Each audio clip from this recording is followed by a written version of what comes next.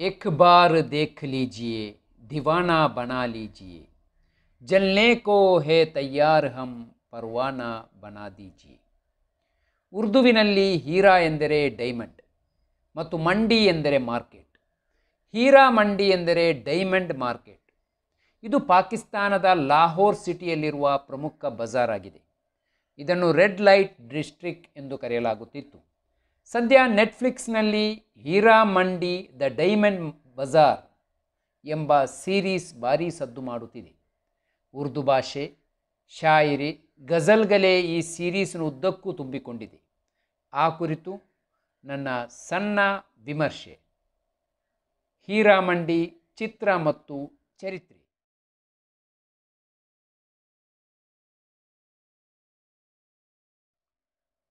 ಮೊಘಲರಿಂದ ಸ್ಥಾಪಿಸಲ್ಪಟ್ಟಿದ್ದ ಈ ಸಾಂಸ್ಕೃತಿಕ ನಗರಿಯನ್ನು ಶಾಹಿ ಮೊಹಲ್ಲಾ ಎಂದು ಕರೆಯಲಾಗುತ್ತಿತ್ತು. ಲಾಹೋರ್ ಕೋಟೆಯ ಸನಿಹದ ಪ್ರದೇಶವಾದ್ದರಿಂದ ಆ ಹೆಸರು ಬಂತೆಂದು ಹೇಳಲಾಗುತ್ತದೆ. 15-16ನೇ ಶತಮಾನದ ಅವಧಿಯಲ್ಲಿ ಅಫ್ಘಾನಿಸ್ತಾನ ಮತ್ತು ಉಜ್ಬೇಕಿಸ್ತಾನದಿಂದ ಮನೋರಂಜನೆಗಾಗಿ ಕಲಾವಿದರನ್ನು, ನೃತ್ಯಗಾರ್ತಿಯರನ್ನು ಕರೆದು ತರಲಾಗುತ್ತಿತ್ತು. ಈ ಮೊಹಲ್ಲಾದಲ್ಲಿ ತವಾಯಿಫ್ಗಳು ಭಾರತೀಯ ಶಾಸ್ತ್ರೀಯ ಸಂಗೀತ, ಕಥಕ್ ಮತ್ತು ಮುಜ್ರಾ ನೃತ್ಯ ಜೊತೆಗೆ ಕಾವ್ಯ ಮತ್ತು ಕಲೆಗಳಲ್ಲಿ ತರಬೇತಿ ಪಡೆಯುತ್ತಿದ್ದರು. ಈ ತವಾಯಿಫಿಗಳು ಕೌಶಲ್ಯಗಳನ್ನು ಉಸ್ತಾದರಿಂದ ಮತ್ತು ಕಲಾ ಶಿಕ್ಷಕರಿಂದ ಮಾರ್ಗದರ್ಶನ ಪಡೆಯುತ್ತಿದ್ದರು. ಮೊಘಲ್ ರಾಜಮನೆತನದ ಮತ್ತು ಗಣ್ಯರ ಮಕ್ಕಳನ್ನು ಉರ್ದು ಭಾಷೆ, ಜೀವನದ ಶಿಷ್ಟಾಚಾರ ಮತ್ತು ಪ್ರಾಪಂಚಿಕ ಮಾರ್ಗಗಳನ್ನು ಕಲಿಯಲು ತವಾಯಿಫ್ಗಳ ಮನೆಗೆ ಕಳುಹಿಸುತ್ತಿದ್ದರು. ಇದೊಂದು ಗೌರವಯುತವಾದಂತಹ ಸ್ಥಳವಾಗಿ ಗುರುತಿಸಿಕೊಂಡಿತ್ತು. 18-19ನೇ ಶತಮಾನದಲ್ಲಿ ಪಂಜಾಬ್ನ ಪ್ರಧಾನಮಂತ್ರಿಯಾಗಿದ್ದ ಹೀರಾ ಸಿಂಗ್ ಡೋಗ್ರಾ, ಮಹಾರಾಜ್ ಶೇರ್ ಹೇ ಪಂಜಾಬ್ ರಂಜಿತ್ ಸಿಂಗ್ ಆಳ್ವಿಕೆಯಲ್ಲಿ ಲಾಹೋರ್ ನಗರದ ಹೃದಯ ಭಾಗದಲ್ಲಿರುವ ಶಾಹಿ ಮೊಹಲ್ಲಾವನ್ನು ಆರ್ಥಿಕ ಕೇಂದ್ರವಾಗಿ ಬದಲಾಯಿಸಿದರು. ಹಾಗೆ ಮೊಘಲ್ ರಾಜ್ಯ ಸಂಪ್ರದಾಯಗಳನ್ನು ಮರುಸ್ಥಾಪಿಸುವುದರ ಜೊತೆಗೆ ತವಾಯಿಫ್ಗಳ ಸಾಂಸ್ಕೃತಿಕ ಕೇಂದ್ರವನ್ನು ಪ್ರೋತ್ಸಾಹಿಸಿದರು. ಈ ಆರ್ಥಿಕ ಕೇಂದ್ರವು ಹೀರಾ ಸಿಂಗ್ ಡಿ ಮಂಡಿ, ಹೀರಾ ಸಿಂಗ್ ರವರ ಮಾರುಕಟ್ಟೆ ಎಂದು ಪರಿಚಿತವಾಯಿತು. ಹೀರಾ ಮಂಡಿ ಎಂಬ ಹೆಸರು ಹೀರಾ ಸಿಂಗ್ನ ಗೌರವಯುತವಾಗಿ ಕರೆಯಲಾಯಿತು ಎಂದು ಹೇಳಲಾಗುತ್ತದೆ. ತವಾಯಿಫ್ಗಳನ್ನು ಹೀರಾ ಎಂಬ ಉದ್ದೇಶವಿಟ್ಟು ಈ ಹೆಸರಿನಿಂದ ಕರೆಯಲಾಗುತ್ತದೆ ಎಂಬ ಚರಿತ್ರೆಯೂ ಇದೆ. ಇಲ್ಲಿ ಡೈಮಂಡ್ ವ್ಯಾಪಾರಗಳು ಹೆಚ್ಚಾಗಿ ನಡೆಯುತ್ತಿದ್ದುದರಿಂದ ಹೀರಾ ಮಂಡಿ ಎಂಬ ಹೆಸರು ಬರಲು ಕಾರಣ ಎನ್ನಲಾಗುತ್ತದೆ. ಬಾಜಾರ್ ಹೇ ಹುಸ್ನ್, ಸೌಂದರ್ಯದ ಮಾರುಕಟ್ಟೆ ಎಂಬ ಹೆಸರು ಕೂಡ ಇದಕ್ಕಿದೆ. ಬ್ರಿಟಿಷ್ ವಸಾಹತುಶಾಹಿ ಆಡಳಿತವು ಪ್ರಬಲವಾದ ಮೇಲೆ ವೇಶ್ಯಾವಾಟಿಕೆಯ ಕೇಂದ್ರವಾಗಿ ಹೀರಾ ಮಂಡಿಯು ಖ್ಯಾತಿಗೊಳಿಸಿತು. ನವಾಬರನ್ನು ಮತ್ತು ಬ್ರಿಟಿಷರನ್ನು ತವಾಯಿಫ್ಗಳು ಮತ್ತು ಖ್ವಾಜಸರು, ಹಿಜ್ರಾಗಳು ಸಾಂಪ್ರದಾಯಿಕ ಮತ್ತು ಶಾಸ್ತ್ರೀಯ ನೃತ್ಯಗಳಿಂದ ಮನರಂಜಿಸುತ್ತಿದ್ದರು. 1920ರಿಂದ ನವಾಬರ ಭೇಟಿ ಕಡಿಮೆಯಾದ ಮೇಲೆ ಬ್ರಿಟಿಷರು ಅವರ ಮೇಲೆ ಬಲಾತ್ಕಾರ ಹೇರಲು ಶುರು ಮಾಡಿದರು.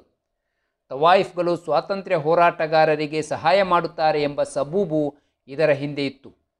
ದೇಶದಾದ್ಯಂತ ಬ್ರಿಟಿಷರ ವಿರುದ್ಧ ಬಂಡಾಯ ಆರಂಭವಾಯಿತು.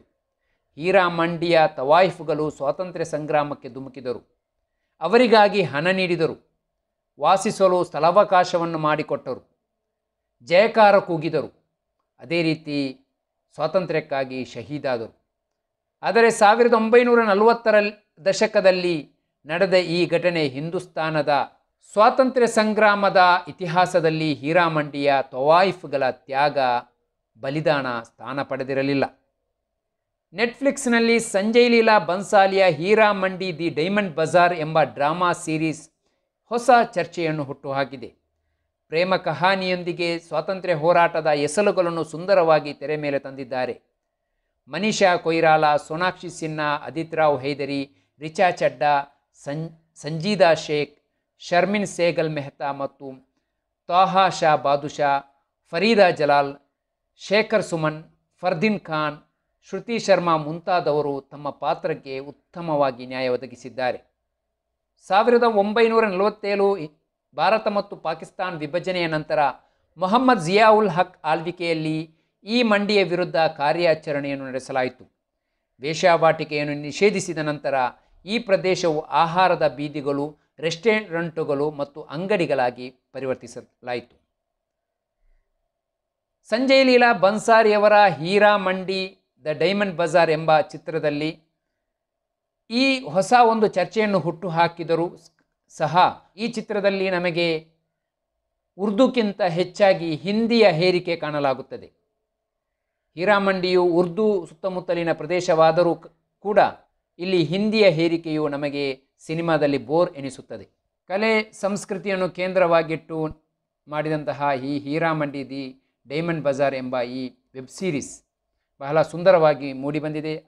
ಸಂಗೀತ, ಹಿನ್ನೆಲೆ ಸಂಗೀತ, ಇದರಲ್ಲಿ ಉರ್ದು ಶಾಯರಿಗಳು, ಗಜಲ್ಗಳು ಮನಮೆಚ್ಚಿಸುವ ರೀತಿಯಲ್ಲಿ ನಿರ್ಮಿಸಲಾಗಿದೆ. ಒಂದು ಉತ್ತಮವಾದ ವೆಬ್ ಸೀರೀಸ್. ಆಸಕ್ತರು ನೆಟ್ಫ್ಲಿಕ್ಸ್ನಲ್ಲಿ ನೋಡಿ ಅಭಿಪ್ರಾಯವನ್ನು ಕಮೆಂಟ್ ಮಾಡಿ.